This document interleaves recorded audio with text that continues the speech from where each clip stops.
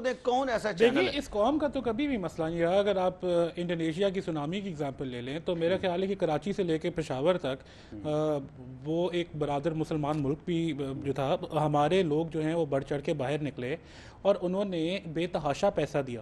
ٹھیک ہے, تو ہمارے لوگوں کو اگر اس بات کی شیورٹی ہو کہ جو پیسہ وہ دے رہے, جو ان کی حق حلال کی کمائی ہے, جو کہ وہ خود سیکریفائز کر رہے ہیں, جو ایکچولی یہ ایشورنس چاہیے ان کو, یہ ایشورنس ان کو ہو تو وہ کیوں نہ سامنے آئے. دیکھیں ہم نے قرض اتارو ملک سنوارو میں کیا کیا, اس سے پہلے بے شمار کیمپین گورنمنٹ کرتی رہی ہے, وہ ایک پنجاب ڈیولپمنٹ فنڈ بھی بنا, اس کی بھی ہے, اور بے شمار ہے. میں چاہتا ہوں کہ اس ڈسکشن کو ہم کنٹینیو کریں گے, لیکن ایک پیکج ہم نے بنایا ہوا ہے جو نیوز ون ریلیف ایفرٹ کر رہا ہے اس کے حوالے سے, تو میں چاہتا ہوں اپنے ویورز کو ہم وہ بھی دکھا دیں, اس کے بعد ہم اس ڈسکشن کو جاری رکھیں گے. ٹھیک ہے. Media one, news one, T V one, وسیب اور ایف ایم 91 کی جانب سے ملک بھر میں سیلاب سے متاثر ہونے والے افراد کی امداد کے لیے فیروز پور روڈ کے بعد تاجروں کی پرزور اپیل پر لبرٹی مارکیٹ میں بھی ایک امدادی کیمپ لگایا گیا. امدادی کیمپ میں احتیاط جمع کرنے کی ذمہ داری نیوز ون کی رپورٹنگ ٹیم نے انجام دی. کیمپ میں ٹریفکو کے چیف ایگزیکٹو اور ایف پی سی سی آئی میں برآمدات کمیٹی کے چیئرمین طاہر ملک نے 500 کلو چینی اور 500 کلو چاول عطیہ میں دیے. نیوز ون کی ساری ٹیم کو مبارکباد پیش کروں گا کہ آپ کے اس جذبہ حب الوطنی کی وجہ سے پنجاب کے جتنے لوگوں کو موٹیویشن ملی ہے, میرا خیال ہے کہ سب سے پہلے آپ لوگ خراج تحسین کے مستحق ہیں. شہری اور معروف کاروباری افراد کے ساتھ پاکستان کی جونیئر ہاکی ٹیم کے چیف کوچ خواجہ جنید اور کپتان کاشف شاہ نے اپنی پوری ٹیم کے ساتھ کیمپ کا دورہ کیا اور سیلاب سے متاثرہ افراد کی امداد کے لیے کھانے پینے کی اشیاء عطیہ کی. لوگوں کی اپروچ نہیں ہوتی ہے کہ ہم چیزیں دیں تو کہاں دیں, تو آپ کو بڑی مبارکباد. دوسرا یہ کہ میں جس طرح ٹیم کے اندر ایک جذبہ ہوتا ہے اور وہ ٹیم جب جیتی ہے تو اس کے اندر جذبہ چاہیے ہوتا ہے, اسی طرح اگر کسی وقت کسی کے اوپر کوئی مشکل آئے تو اس کے لیے تمام قوم کو جذبے کی ضرورت ہوتی ہے. معروف کاروباری شخصیت حاجی آصف اپنی پوری فیملی کے ساتھ نہ صرف کیمپ میں آئے بلکہ انہوں نے کھانے پینے کی اشیاء بھی عطیہ کی. جہاں سیلاب آیا بہت زیادہ طوفان ہے, لوگ بیچارے سادہ پانی سے ترس رہے ہیں, 2 دن سے کھانا نہیں کھایا. بعض صنعت کاروں اور شہریوں نے اپنا نام سیگا راز میں رکھنے کی یقین دہانی پر بسکٹ کے کارٹن, گھی, دودھ, چائے کی پتی, صابن, چینی, چاول اور کھانے پینے کی دیگر اشیاء امدادی کیمپ میں جمع کرائی. تحریک انصاف کے مرکزی سیکرٹری اطلاعات سرفراز عمر چیمہ نے بھی نیوز ون کے امدادی کیمپ کا دورہ کیا. لوگوں سے اپیل کر رہے ہیں کہ جتنا بھی کھانے پینے کی چیزیں, شیلٹر اور دوائیاں, خاص طور پر جو لائف سیونگ میڈیسنز ہیں وہ جو ہے ہمیں دیں, اور ہمارا ڈیلی جو شہری علاقوں میں ہم نے جو کیمپس لگائے ہوئے ہیں, ابھی آپ کے کیمپ کے سامنے بھی ہمارا جو کیمپ لگا ہوا ہے تحریک انصاف کا, اس کے اندر جتنا بھی سامان اکٹھا ہو رہا ہے وہ ہم ڈیلی بیسس کے اوپر جو ہے ڈسپیچ کر رہے ہیں. میڈیا ون کی جانب سے لگائے جانے والے امدادی کیمپ کو نہ صرف سراہا گیا بلکہ اس کو مزید کچھ روز جاری رکھنے کا مطالبہ بھی کیا گیا. تاجروں اور زندہ دلانے لاہور کی پرزور اپیل کو مد نظر رکھتے ہوئے 8 اگست کو شادمر مارکیٹ میں بھی امدادی کیمپ لگایا جائے گا. شہریوں کی جانب سے سیلاب زدگان کے لیے دل کھول کر امداد دینے سے ثابت ہوتا ہے کہ وہ سیلاب سے متاثرہ افراد کے دکھوں میں برابر کے شریک ہیں. کیمرہ ٹیم اور ساتھی رپورٹرز کے ساتھ اشرف مہتاب, نیوز ون, لاہور.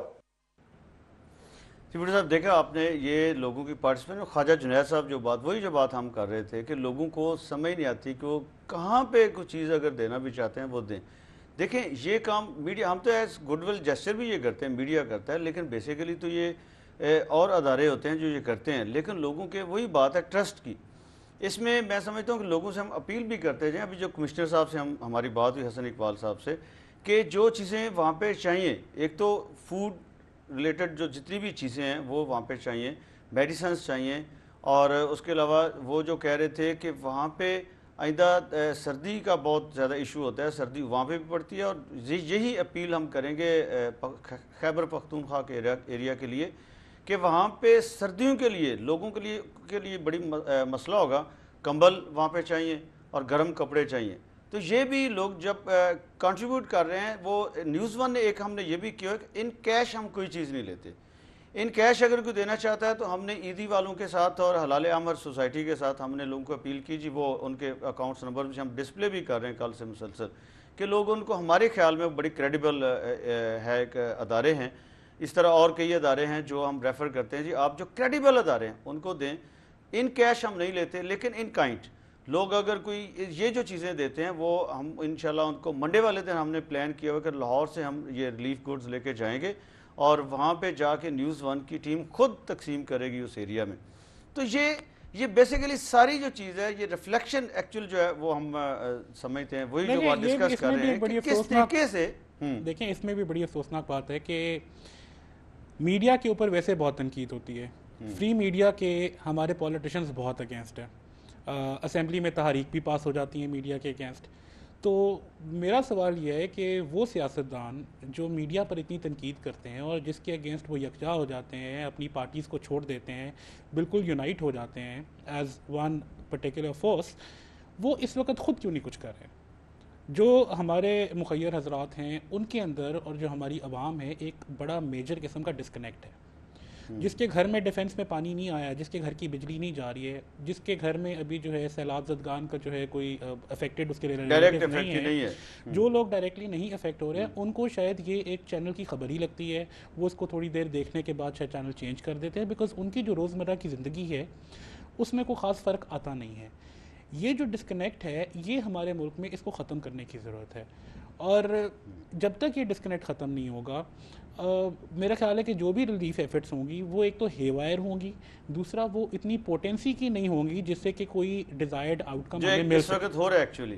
دیکھیں نا یہی ڈسکنیکٹ جس کی آپ بات کر رہے ہیں وہ 2005 میں ارتھ کویک میں آپ نے دیکھا کہ بالکل اس وقت ایسے لگا پورا پاکستان کا بچہ آج بھی آپ نے دیکھا ایک چھوٹی سی بچی وہ بھی چیزیں لے کے آ رہی ہے، تو پورے پاکستان کا بچہ وہاں حرکت میں آ گیا. لیکن آج ہم اس طریقے سے لوگوں میں موبلائزیشن نہیں دیکھ رہے. ہم سمجھتے ہیں کہ یہ اتنا مشکل بھی نہیں ہے کہ اکراس دا کنٹری چونکہ یہ ہوا ہے تو لوگ اپنے جو نیئرسٹ ایریاز ہیں وہاں جا کے وہ کنٹریبیوٹ کر سکتے ہیں. جو وہ سمجھتے ہیں کہ جو بھی کریڈیبل ادارہ کوئی یہ کام کر رہا ہے اس کے ذریعے اس کو وہ کنٹریبیوٹ کر دیں، خود جا کے وہاں جائیں، وہاں وہ دیکھیں گے تو اور سچویشن ان کو زیادہ بہتر سمجھ میں آئے گی کہ ان لوگوں کی کیا ضروریات ہیں.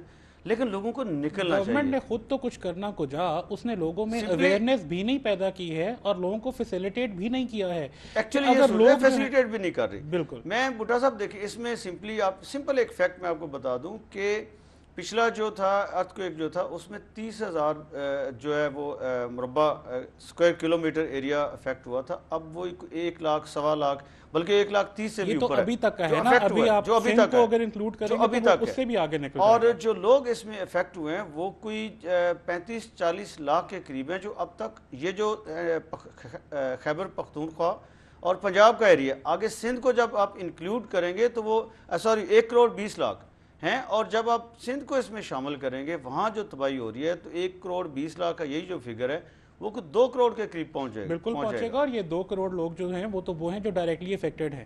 ہاں جی. بہت سارے ہمارے یہاں لوگ ایسے ہیں جو کہ رورل ایریاز سے بلانگ کرتے ہیں اور وہ اربن ایریاز میں سیٹلڈ ہیں اور جو ڈائریکٹلی اس سے افیکٹ نہیں ہو رہے ہیں، ان کے رشتہ دار جو ہیں عزیز و اقارب ان سے افیکٹ ہو رہے ہیں.